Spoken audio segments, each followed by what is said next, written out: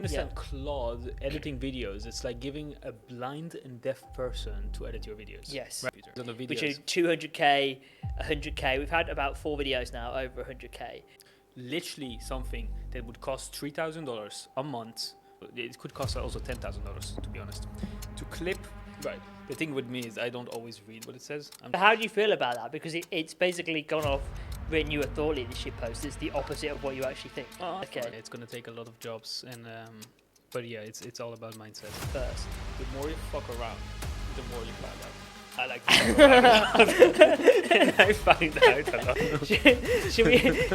should we have Claude plot that as a graphic come up? AI is going to take over the world, and now we are literally changing the world. We are. All right, Harry, Sam. Harry is the nerd that was yelling from the rooftop all the time, AI will change the world, and no one listened to him.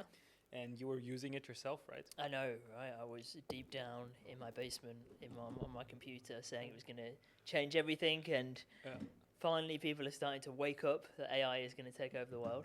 And now we are literally changing the world with we are. AI. I'm going to have AI edit this podcast. You've set me the challenge to do that. Yeah. AI is going to edit this podcast. Yeah. And you're not just going to do a simple edit like I do. You're going to add music and cut all the best parts to the beginning and stuff like that. Yeah, right? we're going to get Claude to pick all the most controversial things. So make sure you say some crazy things. So Claude is going to pick the music, add the music, create the music, and then picked all the right. Like you're not even going to look at the video from a editing software, right? You're not going to touch it. No, I'm going to have it do the takes as well between the two cameras. We have two cameras, obviously one there and then one over there. Yeah. So it's going to do the cutting completely. Literally everything. Yeah. You're not going to touch editing software. I'm not a video editor. I have no idea what the hell I'm doing. Right? Just I'm a creative person.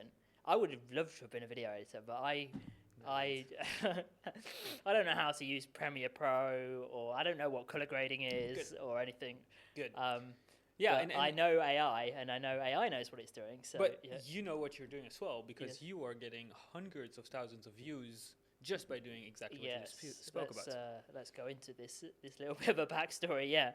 So I run a meetup, and I'm an AI consultant and a coach. And as you said, I'm just a nerd basically with technology. I'm a nerd as well. Right? It's fine, right? Yeah. So this meetup I run, I was like, how can I do something really interesting? And you set me the challenge basically. We ran an event together about how you can use AI in growing social media. But it was all focused on... That's actually where it started, because you were never on social media before. I just realized. Yeah, I wasn't really. And now you have hundreds of thousands of views on... Yeah. That went fast. Yeah. I was the AI expert, but and you were the influencer, right? You've got 150,000 followers on Instagram. Yeah. You've somewhat blown up on social media. And we talked about strategy and how you can use AI for strategy. And me being the nerd, I'm all about keyword research and setting up projects and looking at all the data from YouTube. And doing nothing with it. And you're just like, just do your thing, bro. Do you remember the first video we made together? Oh, I can't. No, remind me. On YouTube. Yeah. So we did this. Event together, right? Yeah. Where we speak about how to implement AI into right, a personal brand. This event, We recorded it all, and then we found out, the audio is not working, I think, or something like this. Yeah, there was no audio on it. Yeah, so we just put it on 10x speed, and I was just adding a voiceover and giving the mic to you like this, and then we made a 10-minute video. I didn't even know that you could do that. I was like, that's a pretty cool way of making a video. So, I've started doing that myself now, actually. So, what I loved about that was, like, we sort of thought about that on the fly, right? Which is that we found a way around what could have been. We didn't just say, okay, we're not going to put out a video. We still put out a video that had genuine value in there. If anything, it was improved. So let's face it. I mean, were people really going to sit through like an hour and a half live event? Or were they going to, or was it better that we like basically condensed all the same information just into to a voiceover? So, I think when we're one of the first people in the world to use AI to run our social media. Yes. That's why this podcast is important. And let's go back, because we've gone off on a tangent there. That channel that I set up after that event, somebody asked us the question in that event, well, can you use AI to actually do the video editing? I was like, no, it's not there yet. You can't do that. which is a limiting belief. I now know was a limiting belief. And you said to me very eloquently, well, you're the AI guy. Why don't you go and figure it out? So I was like, shit, okay. You're right. All right, I better go and figure it out. So I did. And then you got me thinking. And at my event, I thought, okay, I'm going to set up a side channel and let's try and do something like faceless or something with editing and see, can I grow a channel without having to hire a video editor? Because to me, the two barriers, if you want to grow on YouTube, are like, how do you get professional production values and how do you get editing if you don't know about those things to actually be able to grow your channel? And if you don't, then it can be, the frustrating thing is you can have an idea, but you're like, I don't have budget to actually execute this and get this off the ground. Yeah. Or maybe I do, but my only option is to hire a cheap editor that doesn't really YouTube is a competitive market. I think there's some statistic of like people are putting out like millions of videos every day. I've hired over 100, like a few hundreds of video editors. It's a thing. And let's talk about the pain points with that, right? Which are, you end up micromanaging the video editor to get what you want because you have to. Or you sacrifice quality, and you know the videos don't work. Yeah. And the whole point is pointless. Or you hire really expensive video editors, who I hire sometimes, and they tell me what to do, which I love, but I don't always get results. Or the in-between solution is you hire somebody, you tell them what to do, which often I speak to business owners and it's just like, you know, uploading the files, downloading them, and telling them what to do is just easier to just do it myself. Oh my God. It is insane, all of those things. The file management thing. And when you figure it out, it's great. We can talk about how we can talk about how you figure that out. But the whole thing was, okay, so can I grow a YouTube channel? Can I get it to a level where I can get it monetized and I can start making money from it without having to invest anything in an editor or with production value? So I thought, okay, well, the first place to start was let's do a clips channel. Obviously, how many people are doing Andrew Tate clips channels? Right. I thought that did clipping. So this is where you take a long form video, you pick the most viral moments, as we're going to do for the intro of this podcast. Yeah. But instead of using them as a trailer, you create shorts from them, those vertical videos. Yeah. And you put some music over them, you add something to it. Yeah. So I started doing that, and they started doing quite well. 1,000 views, 2,000 views, 3,000 views, and I used Claude to actually cut the long-form videos. I realized you could use Gemini to go and search YouTube, because Gemini is part of Google. Yeah. So if you plug that into Claude, you could let Claude go and be the decision maker. Just to like, Claude is different than all the ChatGPT, Gemini, and all those things, because you can give the API keys, which is basically all the other tools, you can connect them to Claude, and Claude will run them. Sure. Work with them. I mean, you can with ChatGPT and Gemini. To be fair, it's not something that's unique to Claude. It's just not so smart. But Claude was the first AI to jump in on that. With the MCP connectors, to really realize that there's going to be a huge potential for tool connection. Yeah, and so how I do it, for example, just to simplify it, is I'd be like, hey, Claude, I want to do X, Y, and Z. How do we do it? And then, you know, it will think about some things until we come to the conclusion, oh, yeah, we need Gemini for this, or we need this. And so I'd be like, okay, well, let's get those keys. And I'll give them the keys, and I'll literally paste it in it, and it'll be like, hey, save those keys for yourself for other conversations, so you always have it. And that is the thing that I think is putting people ahead with AI at the moment. It's not just using it as a chatbot, as you say, like connecting it to all of these different programs via API. It's running like most of my business. It's literally insane. I'll tell you about it more later, but just the difference between ChatGPT and Claude is that Claude runs in your computer. So you tell it like, hey, can you organize my folders? It will go and organize your folder. Like I have a huge Google Drive with 5 terabytes, and I'm like, my video editors hate how it looks like. Can you organize it? It messed everything up. They hated it, but it did it. And then I told it, like, can you revert it? And it did it as well. I mean, you told this story famously where you made you used Claude to make a carousel post about it, which went viral, which I saw and commented on. So about how Claude saved you 600 gigabytes of storage. And I said, bro, my entire Mac is 256 gigabytes. I don't even know how you are using that much space. Yeah. But I imagine I don't know. You also. don't know, right? You just let it pile up. Yeah. And I've been through a similar process, right? Of being like, I've got so many folders in my files, in my downloads, in my screenshot. This is going to take me so long. No, I am quite organized. I do delete stuff. I am aware of it, but it went and found like some folders that I never knew existed, and it went and found problems in like my VPN was causing a lot of troubles and things like that. And just so you know, a lot of people would say, be very careful with it, because you would probably lose everything that you own and this things is a like really, that. really good point. It's a good point. It deleted 600 gigabytes for me, and there was not one point where I was like, do we still have this file? And it didn't find it. So what I would say to that, and what I would say to consulting clients that I've worked with, because I work with enterprises and more corporate clients, and I'm doing some coaching now for individuals, is what you want it to do is have it actually make you a plan and a list first. Yeah. Have it audit everything, and then have it say, okay, I want to delete. You should delete this.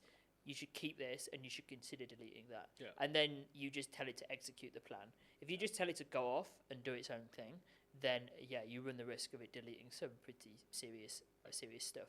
Right. The thing with me is I don't always read what it says. I'm just like, work. Yeah. Work. This is such a big difference between you and I.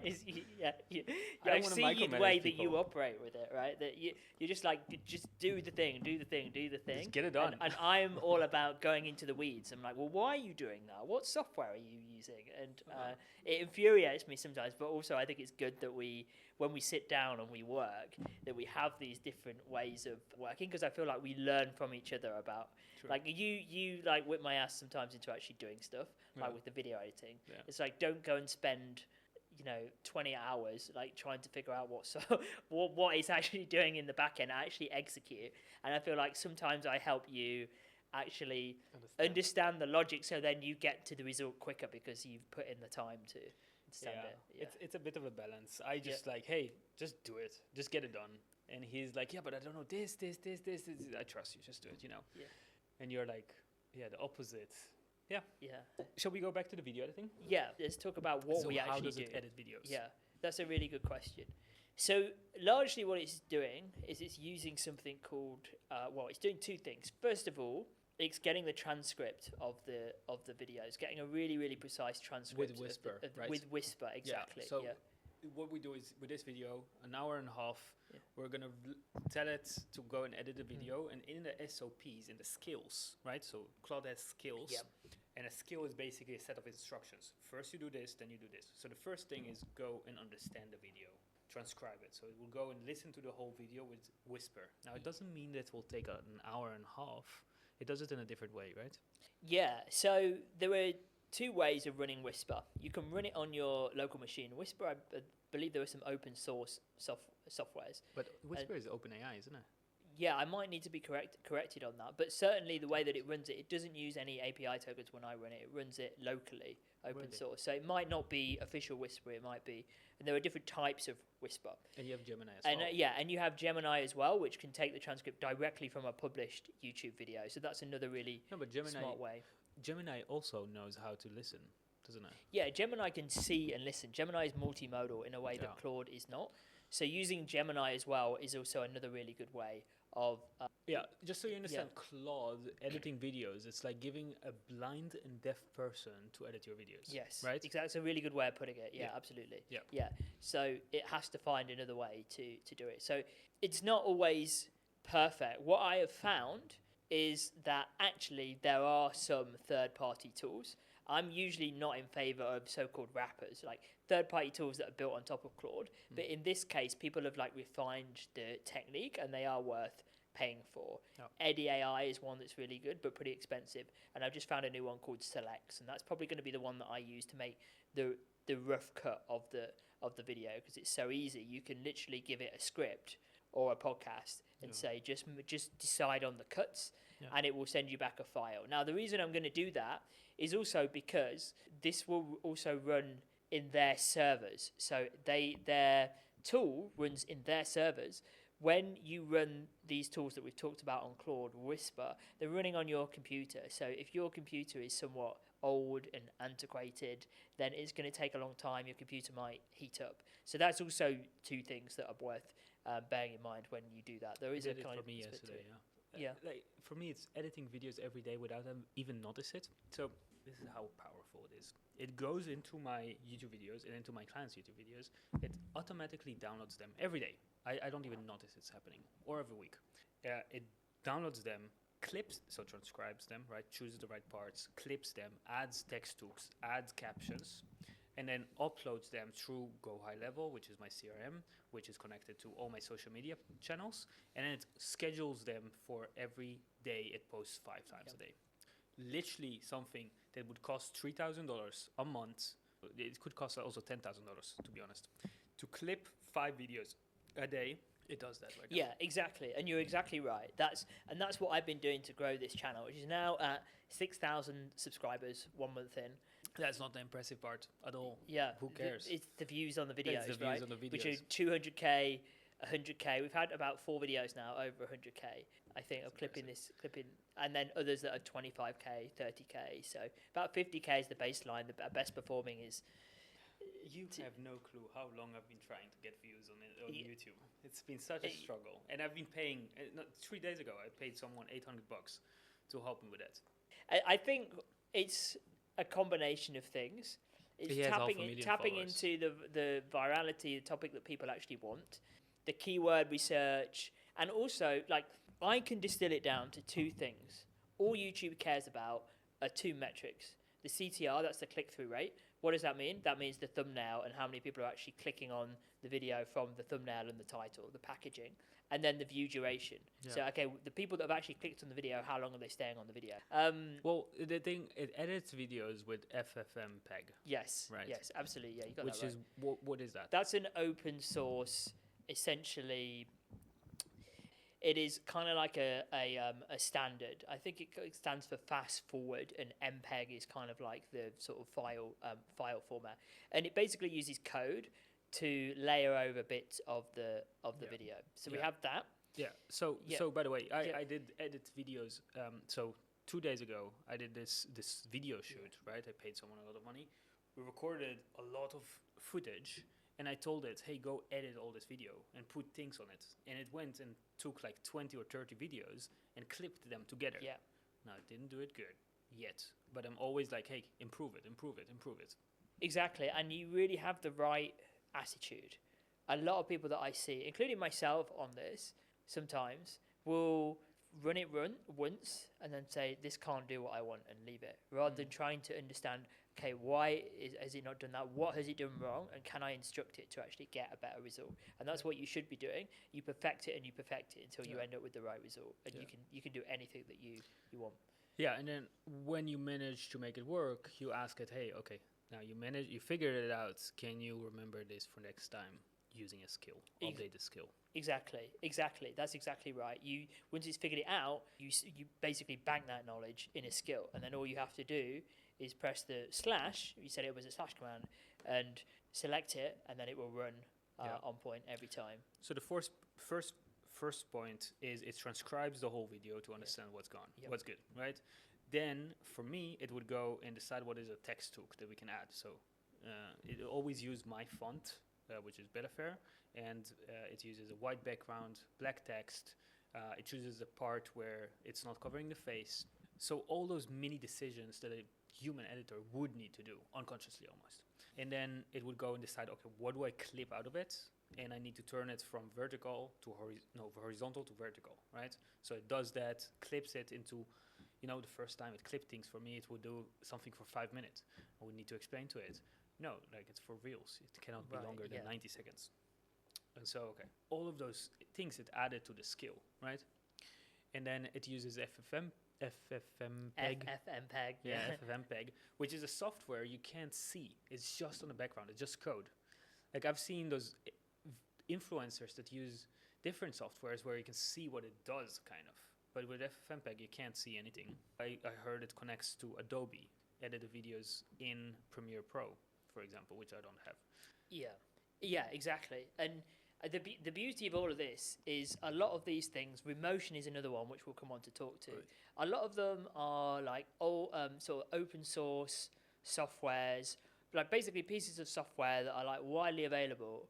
But even like 6 months ago, they would have been too complicated for the average user who didn't know coding to be able to set them up. But now, because we have Claude that can interact with code in such a really natural way, we can make use of all of them rather than having to pay for third-party softwares. And that is part of the joy, I think, of using Claude as well, is that you can actually replace a lot of the software that you're using. I've been waiting for this moment for 2 years, I think. Yeah. Like literally I was like, oh, AI can already make photos. Cool, it's gonna make videos soon.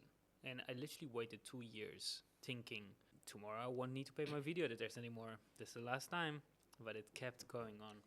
And I think one more thing before I want to talk about like more generally what that unlocks is I think the next stage is then routines, which is I think what you've been running, which is like how can you have this so that literally all you have to do is like dump the long form video into a folder and then it cuts them up into clips automatically exactly how you want them with the music, and you just see the finished output. And it does that, you know, on a regular cadence. It does that already. Yeah, it does it amazing. Yeah. Now I just need to train. It's like employees that you got to train better because they don't train themselves so much. Exactly. And I think that's what a lot of people don't understand. Like if you're a manager, I think you're in a good position. Like managerial skills is what you need to manage the LLMs. It's going to be a new role as well. Like manage those AI employees. Exactly. I think I have like 7 employees AI. But I think to bring it back to video editing, what really excites me, and like you said, you've been waiting for this for 2 years, and I think what this unlocks and what all of these AI tools unlock is a level of creativity that we have never seen before, because there are now no gatekeepers. So hiring a video editor and hiring a studio in some respects is gatekeeping, because it means you've got a barrier to entry. You've got to go and actually pay for an editor. You've got to have the capital funds, and not just the money, by the way, like the time and the labor to hire, to figure it all out. I have a lot of people with, I have a lot of clients with a lot of money. It's not the video editors always. It's also like, what do I send them? How do I send them that? How, like, they just don't get it. Yeah, exactly. And so what this means is now, if you're a really creative person, you can go from idea to execution really, really fast. And so it's all about the idea. I think this is the age of the person who's really creative, who has an amazing idea and can execute it really fast. Yeah. I honestly don't think, and previously I think even with like say Hollywood, like if you think about, okay, I want to be an actor in a movie, or I want to make a movie. Let's say you want to be a director and you want to make a movie. You think about the number of steps that is involved in that. Most of them political. Most of them like, okay, I need to be I've got to figure out a way to get to California somehow, because that's where movies are made. Then it's like, okay, what side gig am I going to have? Then I need to like literally spend years climbing up the ladder to finally be able to get to a director. And even then, you're not going to be given the budget to make a film on your own, because you've got to get approval from executives and political pressure. And when you think about it like how it is now, if you want to be a director, then guess what? You can just go on Higgsfield or on any of these amazing AI video tools, and you can literally bring the idea you have in your head to life. All of those steps are gone. And so the most creative people are going to be the ones that win. I think that's like an amazing thing for society. Yeah, true. Execution. Yeah. So this is the first time in history that execution isn't. I spoke with like a multi-millionaire guy that sold his company not too long ago, and he was like exactly what you said. Execution was the biggest problem in humanity right now. Now it's like AI is solving that. Yes. And so now it's just all about dreaming. Who can dream bigger? Who has the vision?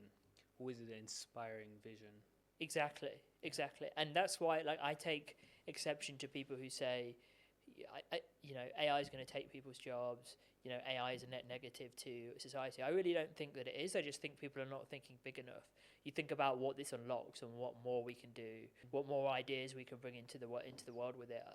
And obviously we're talking about video editing, right? And so creatively speaking, what crazy things could we unlock with videos that we couldn't do before? And that's, I think, the way to think about it, rather than thinking about, okay, let's just have it automate and process everything. How do we get rid of all of the steps and all of the stuff that is like not creative, and how do we then use that unlock to spend on more creative and thinking bigger and doing cooler stuff? I do think there is a dark side to AI. It's going to take a lot of jobs, and but yeah, it's all about mindset. You can survive it, and you can grow with it, or you can shrink with it. And you got to be you got to be agile. I think if you resist it, you got to go with it. Like it's like a victim mindset. Yeah. Like, oh, AI took my job. I don't know what to do. Complaining, or it's like, oh my god, AI is taking my job. I can now replace myself with AI. I can have AI do all of those things that I dreamed about now. Let's do it. Let's see other ways. Like, let's be creative around ways that I can make money with it. 100%. That is definitely the way to think about it. Like, what can I do now with this technology? AI eliminates a lot of the lower way of thinking, and the higher way of thinking is just gonna sorry, it's just gonna grow. Yeah, I agree with you. Like low, like Okay, let's talk about actually. Like, I'm doing really exciting stuff with it. Yeah. You want me to share with them with you? Yeah.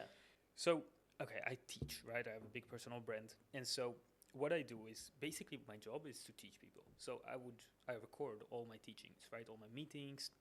I record them. And that's where I share me, my authentic self. And that's what also gets attentions often, right? The personal experience, the things like all those things like that. No one wants to really listen to a robot.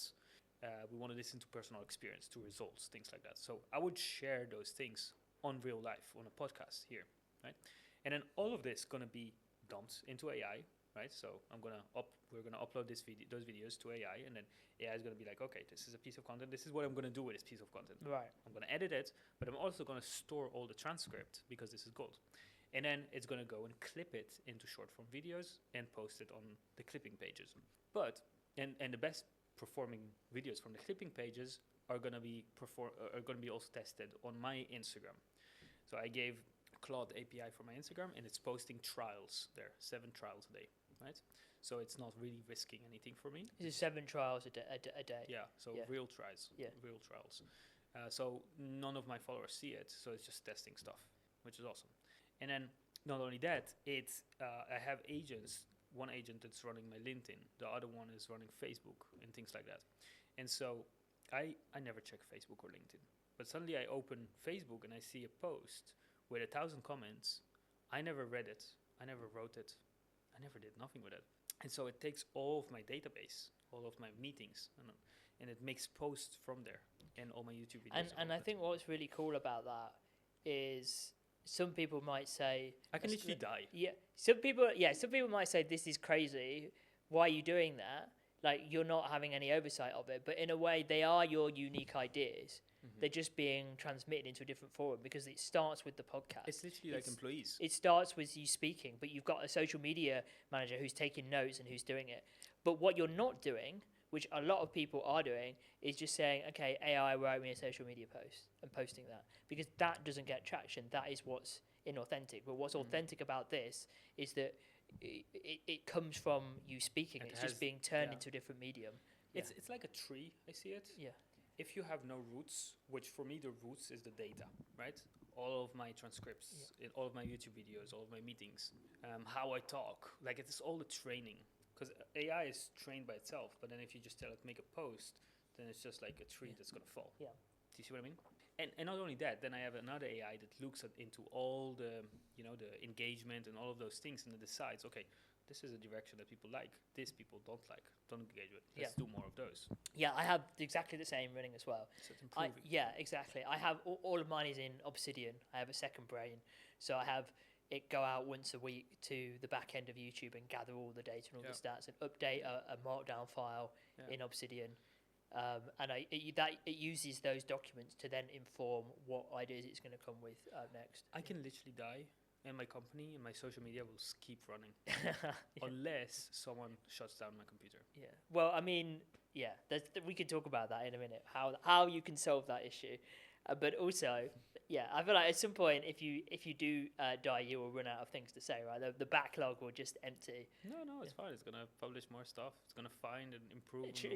Maybe. Yeah, have so much data, it knows what you would have said anyway. So. Yeah. Not too long ago, like 2 days ago or yesterday, I noticed that AI started writing with not like a sound.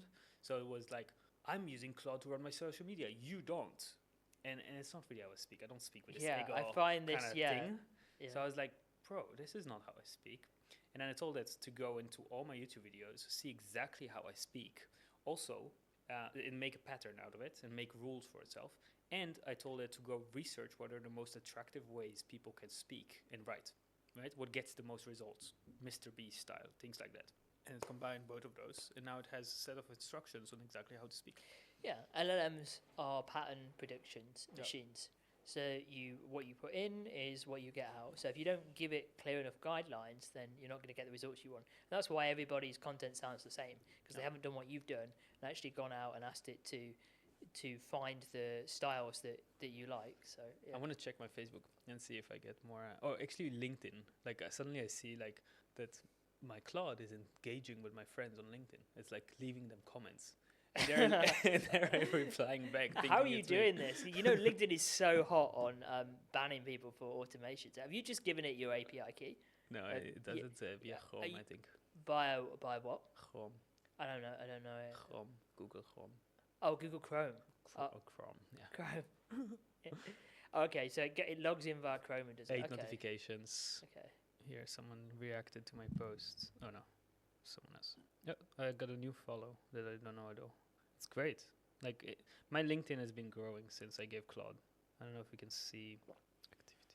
Yeah, my LinkedIn has been a bit quiet recently, so maybe I need to do the same. You've given me an idea actually. I was like, okay, you can use the Chrome browser. Yeah, look at that. Yeah. You see it? Yeah. It's a graph uphill. Yeah. Oh, that's the last 7 days. Where do you get the most amount of leads from though? LinkedIn, Instagram, LinkedIn never. Instagram, just Instagram. Okay. Cheers. It's really good. So thanks, Claude. Yeah. For his favorite assistant. Yeah. But then the dark side is, are you not worried that, particularly on LinkedIn, it's going to commit a big faux pas and just? Sorry. Are you not concerned that it might go off and on LinkedIn say something crazy? And I get no attention on LinkedIn, so okay, if it gets attention, that's good. Yeah. It did on Facebook. It was so it made a post that got a lot of attention, and it was speaking about how photographers that don't use contracts are ruining their lives. So I did a whole drama about it, which is a sensitive topic. But I actually teach people not to, I don't teach people not to use contracts, but I never use contracts. So I'm one of those guys. I don't know how it came up with it. It probably saw that it's like a sensitive topic, that people are looking into it. It's a point of interest, and it made a post about it. And it got a lot of attention.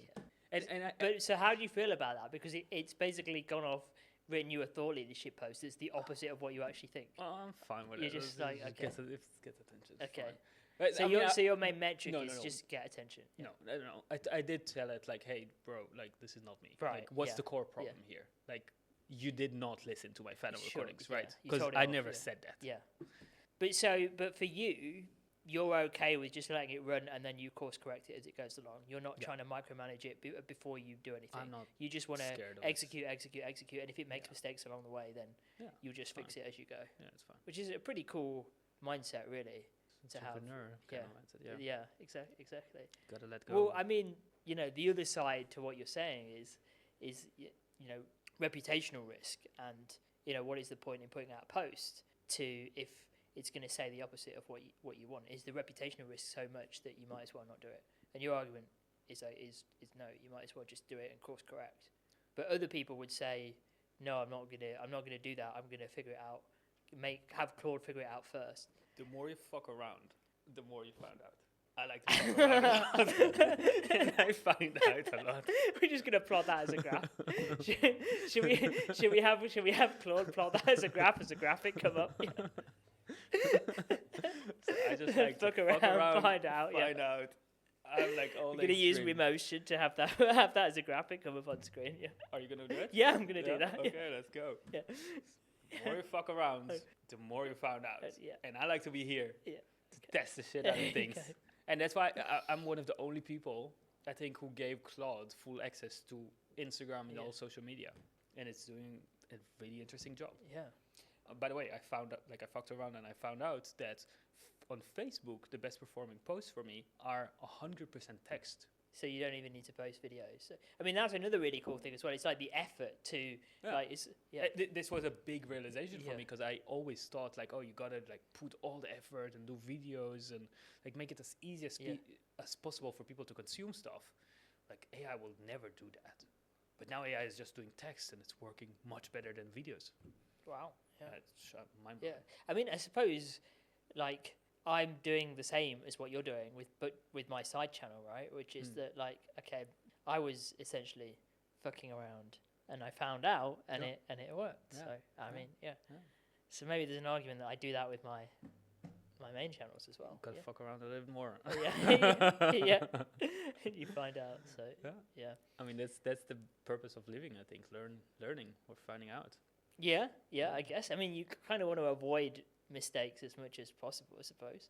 Big mistakes, but small mistakes, you learn along the way. Yeah, I like that.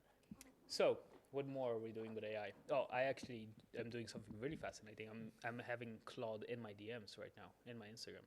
So it's literally. And are you doing that via the Chrome browser again? No. Okay, you do it via API. API, yeah. And it allows you to do that via API to respond to DMs. But I connected it also to another plugin, which is like my CRM, like Go high level. It's called Veo. And it's basically like in a DMs there. It has a lot of like connections and stuff, and it pretends to be a human in some way. So I connected it to that. I connected it directly as well.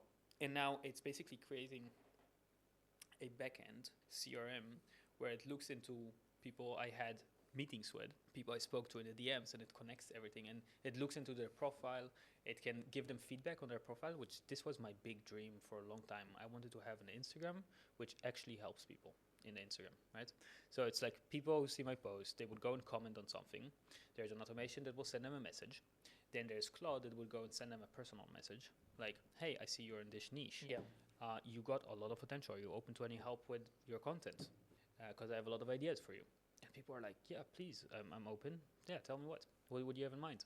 And then Claude would go and tell them like, hey, I see you have this much followers. I see this is how much times you post, or this is your content.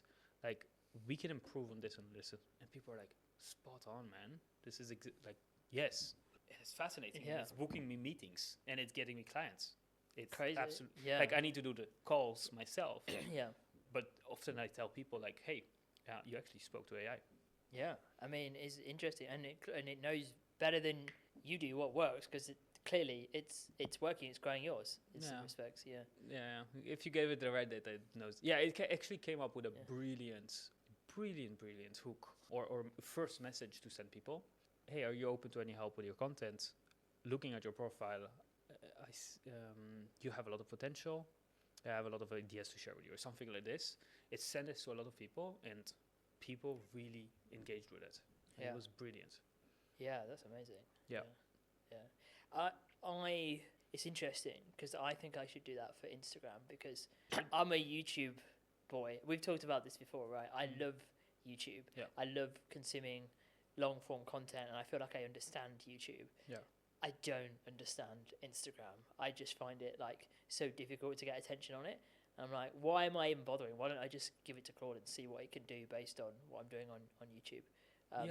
Carousels. It's doing amazing. Like, I have so many, like my carousels that Claude is doing that I'm not even reading are outperforming my posts. Yeah. How many of those are you doing a week at the moment? They are doing really well. Yeah. I love the one about the 600 gigabyte one. Like, that went quite viral, I think, right?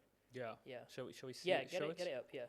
Oh. And by the way, screenshot all of these and then send them to me, and we can have them pop up on the screen for the viewers so they can see the graph as well. Don't you want Claude to just do that? Yeah, that's what I mean. Just basically send me all the links, screenshot everything, and then Claude will just put it all in the edit.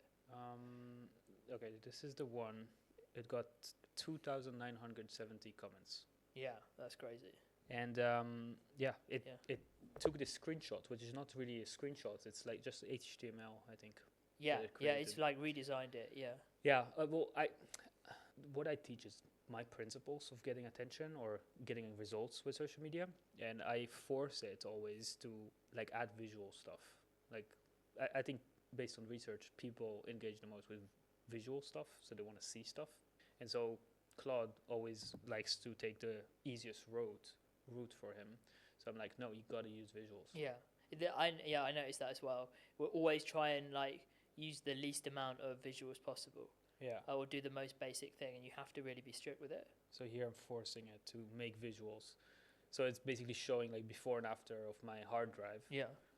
But it's all fake. It's like it's just HTML, I think. Yeah. It's not real screenshots. Couldn't have taken it. Yeah. So this one went really viral. Then I have another one with 300 or 400 comments. Oh, this one, 1,400 comments. I gave Claude access to my whole Instagram. Yeah. Also performed really good, and also HTML, screenshots, different things like that. Yeah, I mean, it's incredible the things that you can do with it. It really is. And how I think just taking a risk with it is like, and getting out of the limited like mindset. I feel like thinking that it can't do this yet, just trying once with it, and then it doesn't produce the results, so you don't publish anything. Yeah. Like really just going hard on. But you know, like for the people who are listening, I can give you a good reason to procrastinate right now and do absolutely nothing, because we're doing the hard part, which is figuring out everything. Probably you can go soon on GitHub and find some skill that someone else created, like us. Yeah. And you'll download that, and it will be all set up for you. Exactly. But it's still good to understand what it does, so you can go and play around with it. And the more you understand, the more you can change. And often, like the problem with skills, which I often say, is like they have to, in some ways they're too generic. Like you want them to be unique to your workflow. Everybody has a unique workflow, so you need to be able to adapt them or even write your own skills that are repeatable. Yeah, let's speak about this, because skills, like you can, I can give you my skills. I wouldn't give you my skills because I give it only to clients and you. Sure, yeah. And for good friends. But you can go and download skills from everywhere, right? Set of instructions. But you've got to be careful. Yes. Right? Because glad you said that. You can, like in the skill, I can tell, like I can give you a skill that will tell you to give me your bank account details or your, I don't know, like sensitive stuff, right? Yeah. And it will go and do it. Yeah, I mean, you're touching on a very interesting point here, because I work for G-Core, and they're all about security data centers. They basically host Microsoft servers and Higgsfield AI. If you use Higgsfield AI, you're using their servers, and I make videos for them all about security.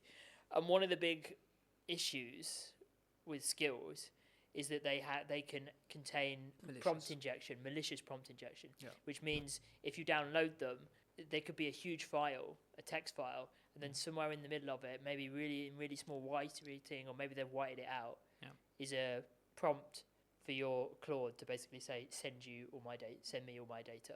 And there's no real way around that. I mean, the due diligence you can do is to check the number of stars on the GitHub and the repo, and is the person who has uploaded the skill onto GitHub, are they like a reputable person? Do they have a reputation in the industry? Have a lot of people reviewed this skill? That can mitigate it, but it can't completely stop it. So you're much better off, I think, writing your own skills, like deciding what your workflow is and actually having Claude write them rather than simply downloading them. But in the main, I would only really want to download them from like people I trust or that I've done research. I actually do it differently. I don't even go to GitHub. I don't know how to go there. I tell Claude, hey Claude, can you, like, I want you to edit videos for me, or I want you to do this task for me. Can you go and research how other people are doing it and research other skills that people are using and then figure out how to do that? And then it does that. And then if I wanted to install a skill, for example, then I would, like, for example, I give my skills to my clients, right? So I teach them, like, hey, here's my skill, put it into Claude, put a skill into Claude, and tell Claude, hey, only if this skill is safe and there's nothing malicious about it, install it, or just take the parts that you like that are relevant for me. That's what I do. Take the parts that are relevant for me and install them. Yeah, I think asking Claude to do due diligence on the person who has uploaded the skill is fine. But I think, remember, if you bring not on the person on the skill. Sorry. On the skill, not on the person who created the skill, right? Yeah, but why would I care? I just tell it to, like, scan the whole skill. So I think if you do that, then you're bringing the skill into your Claude. So you're still it's just looking at all the instructions of the skill. Yeah.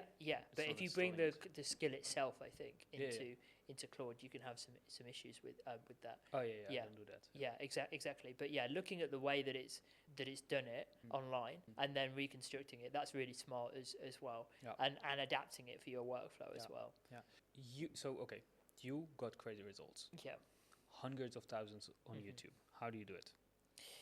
Like, can you walk us through each steps that you're That's doing? a really good point.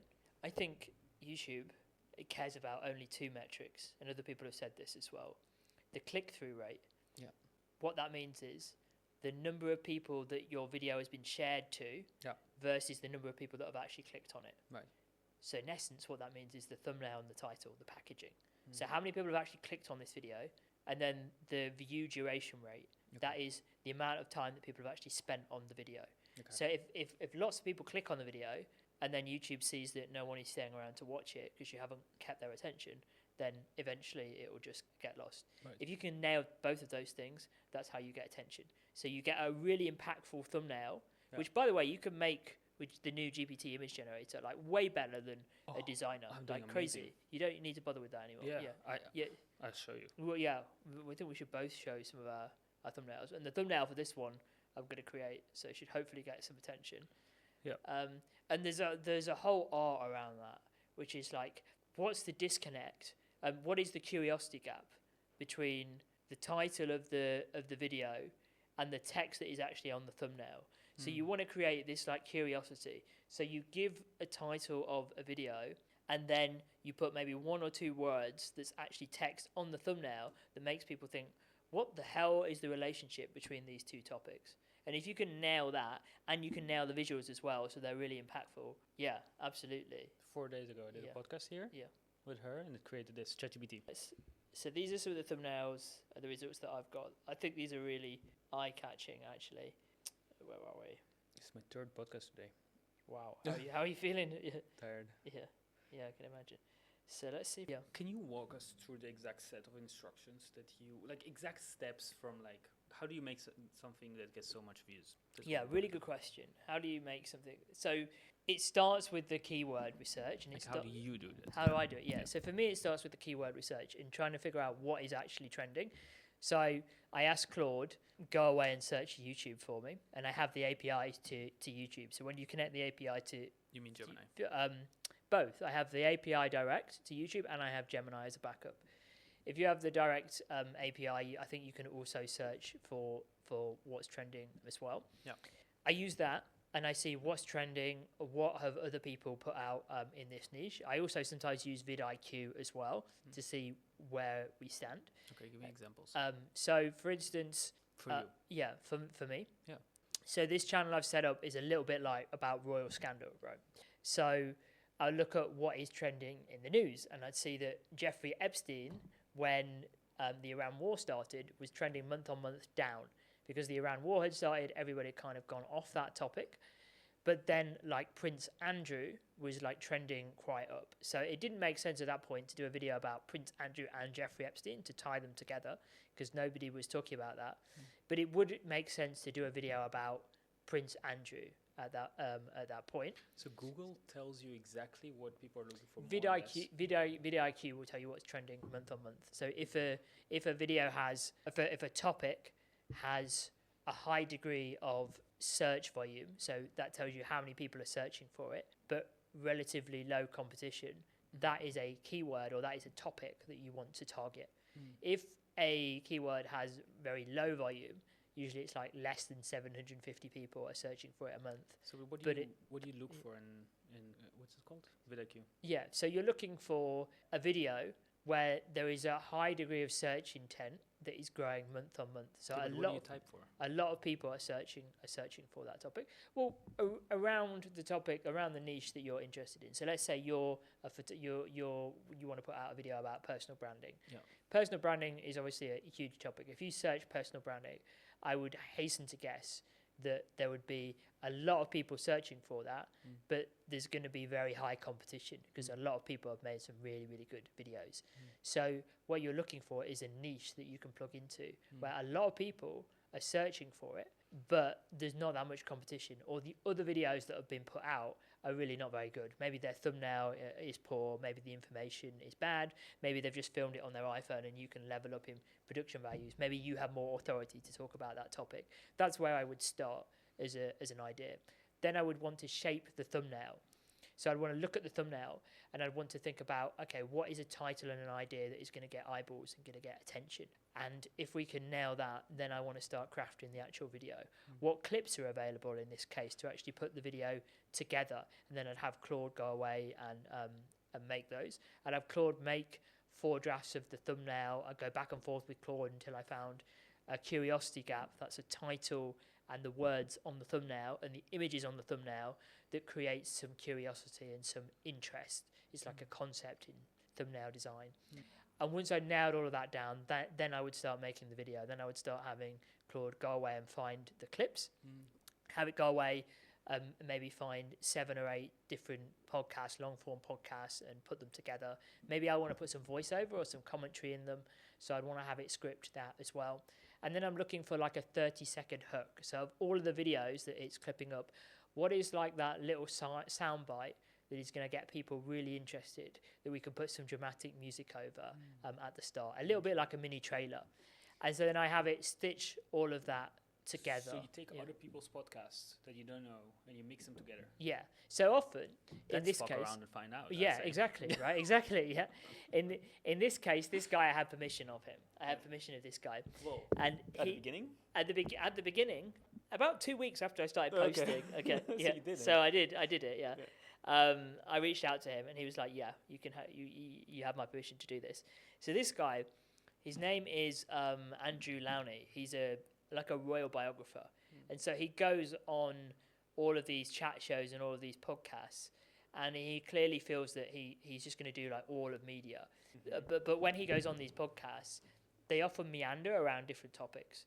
So they'll start in one place and then they'll jump around to different topics, and often his production values are sort of like not that great, right? He's not doing much in terms of clipping. And so what I'm doing is I'm clipping his content into short form, and not only that, we're putting out long form videos, and we are basically repackaging. So let's say he's on like 12 different podcasts that week.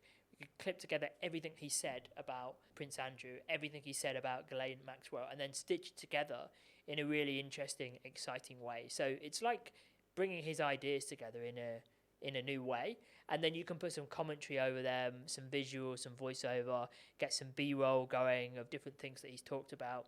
Nice. Often his videos are just him speaking to camera for like an hour, and he'll say something and there'll be like no context to it, and so you can bring in that context. You can find the newspaper article and you can layer it over. You can give some voiceover, and you can repackage what he said into different formats. So you're a new age video editor. Yes, exactly. yeah. Clipper. yeah. I love that. I love that phrasing. I am, right? I'm a creative person, but I just could not be arsed with the video editing tools. I find it like a pain in the ass, especially like you. I feel like you are a video editor, right? In essence, like you can edit a video. I hate it. I don't do it. Yeah. But I know how to. But you speak to them, and they're like, "Oh yeah, but you know, loot and color grading and like all these little different things."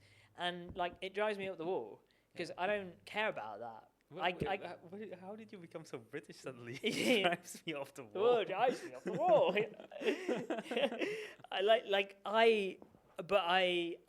I care about telling a story, and I guess that's what interests me. And so like there was like just so much friction involved in video editing. Like even using CapCut for me is just painful. That's exactly the problem.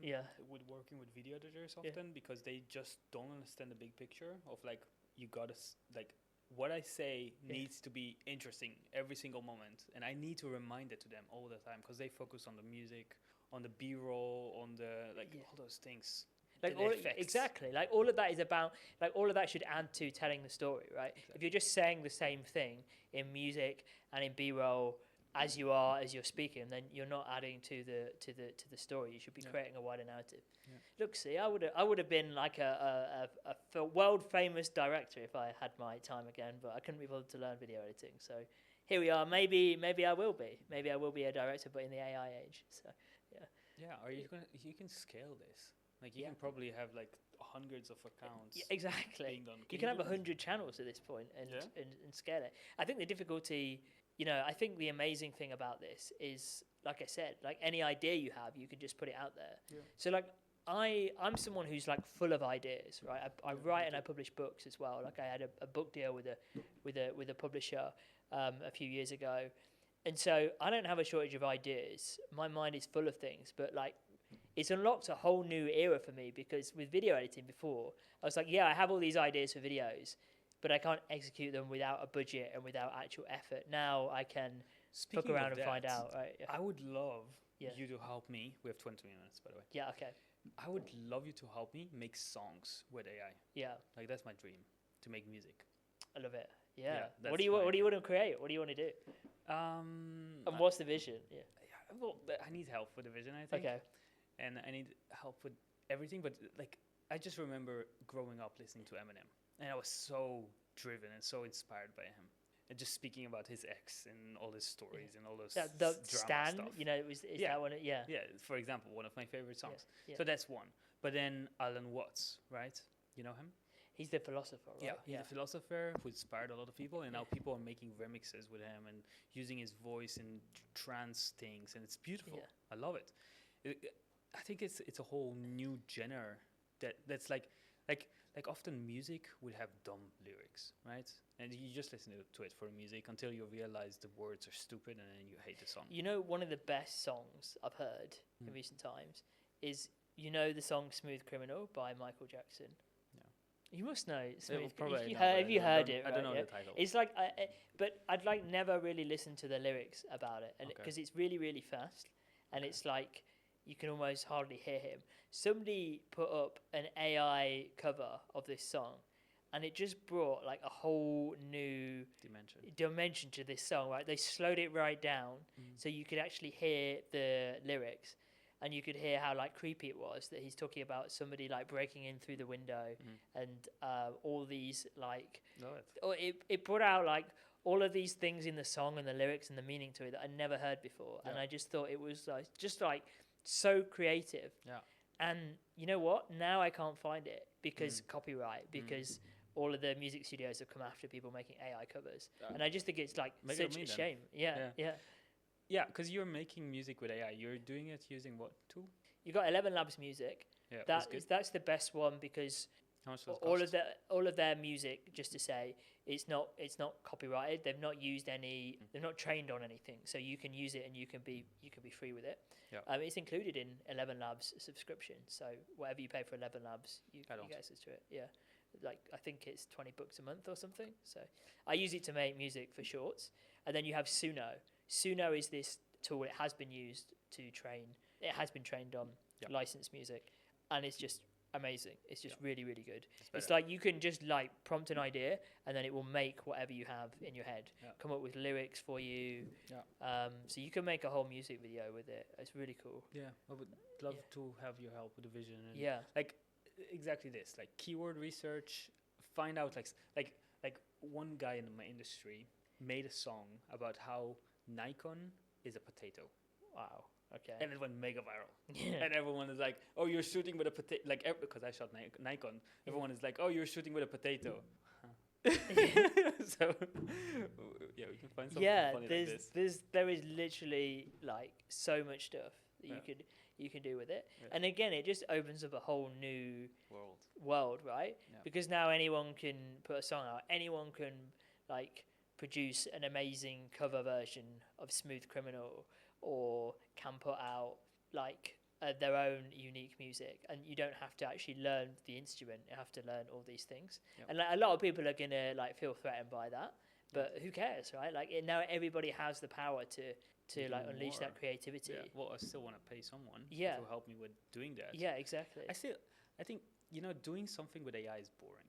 Yeah, that's the thing. So I'd rather do it with you, even if I need to pay someone to do it with you, because it's fun. You have the ideas. You're like the big thing is like I pay video editors and a lot of people for the how do you say the accountability. Yeah, which is a big one, because I know that I would not do a lot of things like making a song. I want to do it for years. No one is doing it. Well, let's do it. Let's do it. We should. Let's set it up. So viewers have got to keep us accountable, though, right? So viewers are going to keep us accountable. Yes. They're going to ask us. Yeah. Yes. You can leave it. You can go in the comments. Have you made the video? Yeah. Have you made the video? I mean, what if this podcast could be turned into a song? You can. So let me tell you. I'll tell you a story. I made videos for G-Core, who are this big company. Yeah. So I was really lucky. Shout out to my manager there, who just let me have like creative control, and we shoot it in this studio.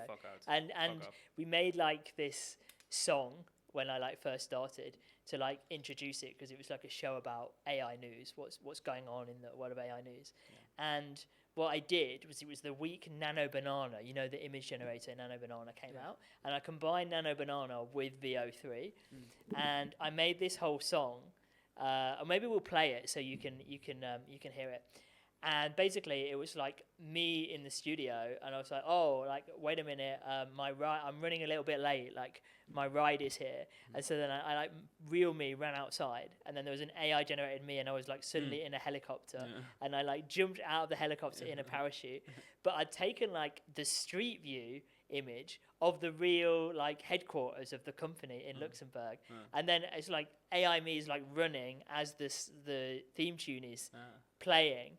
And you see a Luxembourg flag, and then like I basically run into the real life studio, but it's like AI generated. Security guards are like running after me, and then I walk like I run into the basement of the studio, and there's like a data center, and I like turn a knob on the data center, and then the wall like goes away, and you see like that back wall behind you like comes away like this. I can see the time. It looks like I'm running a little bit late and I need to get to the studio. So I guess I'll see you there. I should have a ride coming soon. All right, here we go. Wish me luck.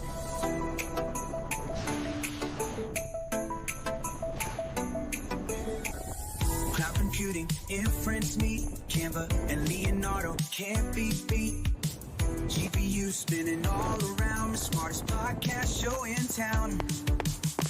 G-Core, AI News. Harry V's got all the clues. G-Core, AI News. Harry V's got all the clues. It's the G-Core AI News Show.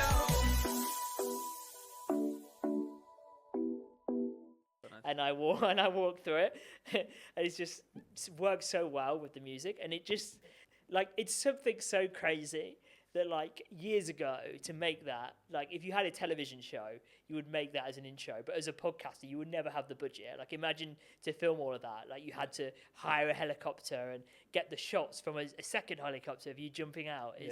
It's just opens up this world of like crazy like creativity that you can do, all to like a little jingle to introduce the show. And it was really cool because on the first time that we ran it, then we used that video to explain like how we made it, how we got like the G-Core logo in the actual shot as and how we got the Luxembourg flag as I jumped out the helicopter. So so I said this is very timely as I'm starting a YouTube channel tomorrow, and my bottleneck is this: booking studios, the cameras, blah blah blah. Like, can I use AI to improve how I look, sound, etc.? So do I need all of this? Do you need all of this? I mean, I would say you do. I'm guessing you're going to say you do. You're not going to say film on iPhone. You can shoot on iPhone. Yeah. iPhone is good as well. Like, what like is it just like the effort of coming to the studio, you mean? No, it's like it's booked now for like a week or something. Okay. Like I can't I want to start tomorrow, and so I could do it at home, but I don't have this equipment. Just do it on your phone. And you think it will look as nice as this? Like no. Well, no, yeah. No, it would, but it's fine. So, but AI won't help it look better yet? No, I don't think so. You can ask it, but I don't think it's know how to do It could do color grading, but I mean... lighting and all of this. Lighting, you gotta learn that. Like, you gotta stand in front of the light, right? Or in front of a window, and then have the lighting good. You gotta do your makeup. You gotta do all those things. Doesn't it put like a filter on you and all of this? No, so we're not there yet. Fine.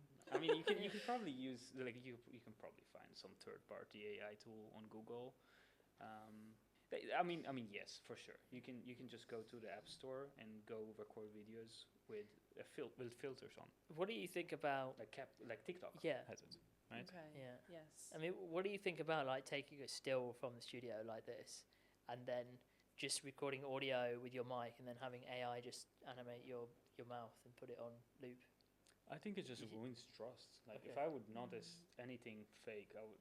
To be honest, just a woman that puts like filters on, that is a turn off for me. Okay. Already. So the more fake, I think the more authentic you are, the better. That's my perception. Okay.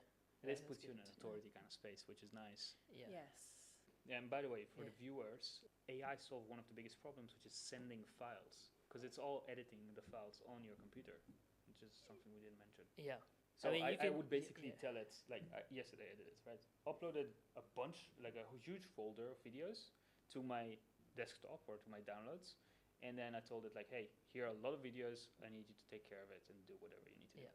I think you can also solve it with like frame.io as well. That's a tool that I use. A lot of influencer friends I have as well use it. It's a tool where basically you upload the raw footage, and then when the team has finished editing, they can upload their copy, and you can leave comments on it like a Google Doc, so you don't have to just download it. And you can also use it as storage as well, and it's super helpful. And it also syncs with your favorite tool in the whole world, Premiere Pro. Yep. And shout out to Premiere Pro.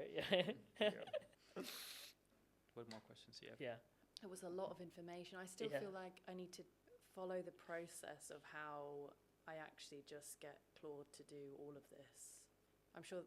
Have you done a YouTube video on that? I feel like we should cut this now. It's so easy. Yeah. Everyone is asking like, how do you install Claude? Yeah. How do you download Claude, or how do you? What's your question? So tomorrow, once I've recorded something, what do I do with it? Okay. So you download Claude. Yeah. So you go into Google, you type in Claude, download. You download it. You gotta pay $20 at least. Okay, that version. Okay. Yeah. Yep. $20 you gotta pay. Then you tell Claude, or you drag like the folder into Claude. You gotta go into Cowork or Cloud Code. Yeah. Cowork is simpler. Go to Cowork. I always advise clients go to Cowork. Don't go for code first. Yeah. Go to Cowork. Now there's 3 options, right? There's Cloud Cloud Chat, which is what everyone is knowing. Everyone knows it's like ChatGPT. There's Cowork and there's Code. Code has all the access to everything in your everything. Cowork is more of a friendly version for people who don't know how to use it. And so Cowork can take literally over your screen. Like you tell it, hey, can you change my settings? It will go and do that.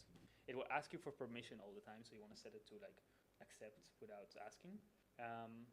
And so what you can do is just drag all the files or drag the folder inside it, and you tell it, hey, there's this video. I want you to edit it. I've heard people do that. How do you do that? And so he would probably tell you some stuff, and then you tell it, like, go research how other people do that. Go find other skills of other people who do that. It would go and find some things. It would need to probably install some software, some things like FFmpeg, Whisper, because it's blind and deaf. Right. Do you understand? Yes. So it needs to install its ears. It needs to install its It's hands. cutting software. FFmpeg is like it's cutting software. Yep. YTLDP, that might be another one that you have to download. It's like YouTube's downloading software. So if you want to download a video from YouTube, that's another one to have as backup as well. For me, it doesn't. Gemini. I don't know how. Don't ask me how, but it doesn't. Yeah, you've mentioned it on one of your carousels because I've seen you mention really? it. So so you are using it. I don't even know. I don't even read my carousel. Yeah. I'm just like, this is good. Make a carousel about it. Yeah, I saw some of them sometimes because you know how Sam and I are different, and like I'm always in the weeds trying to figure it out. And then his whole like carousel was all about like all the FFmpeg and code and stuff. And I was like, there's no way he's fucking researched all of that. But good to see he's using the right tech stack. Well, I just paid a mentor. And Yeah. he's like, your content is not specific enough. You got to give them exact details of how to do it themselves. I just told Claude how to do that. It will guide you as to what things you need to install them. Desktop Commander is another really good thing to have, because what that does is it allows Claude to have access to your terminal, Claude Cowork to have access to your terminal. So then it can run commands for you. When you don't have that, then you have to constantly be copying and pasting to terminal on Cowork. So Okay. yeah, that's another good one to have, and then it can set up Gemini for you as well. It can do that for you without you having to do anything, and then you just ask it and you just keep playing with it. Gemini is an API you need to put in your Well, so do you know what MCP is? Yeah, we're getting in the weeds now. But yeah, essentially, like the answer to the question is just ask Claude exactly what you want to do it. I think cutting this video with 2 cameras is quite advanced. So I would just stick, if you're just starting out, with just cutting with 1 camera. I think is fair. And then work your way up to doing. You'll hate it at the beginning. Yeah, You'll be like, you will. This is terrible. Well, yeah. Cursing you guys. Yeah. Yeah. You'll be like, this is terrible. What the fuck are you They doing? How do I lied to even me. explain it? What you need to do? Yeah. And then like this is how I started. A week of like, I like to say I wipe Claude. Yeah. I'm like, not good enough. Improve. Yeah. Rate it. So it would go and do a job, and I would be like, rate it, and I would be like, oh, this is a 3 out of 10. There is Here's all the problems Yeah. that it has, and I'll be like, fix it. And then we'll go in loops like this for days. There's like an AI that's literally like a whip, and you could just go like that to Claude, and it would tell it to get its ass in gear. Yeah. That's what we do. Or Clippy. You know, do you remember Microsoft Paperclip? Yeah. Like the Paperclip. Like someone's brought it back, but as like a Claude assistant. You know how it would be kind of snarky and be like, I can't help you with that. To be honest, that is exactly how I imagine Claude in my head. Just this really snarky, slightly sarcastic, annoying little like paperclip you have to tell off now and again. Yeah. What more questions do you have? No, I think that's too much. I'm done now. I just need to make a Overwhelmed. video.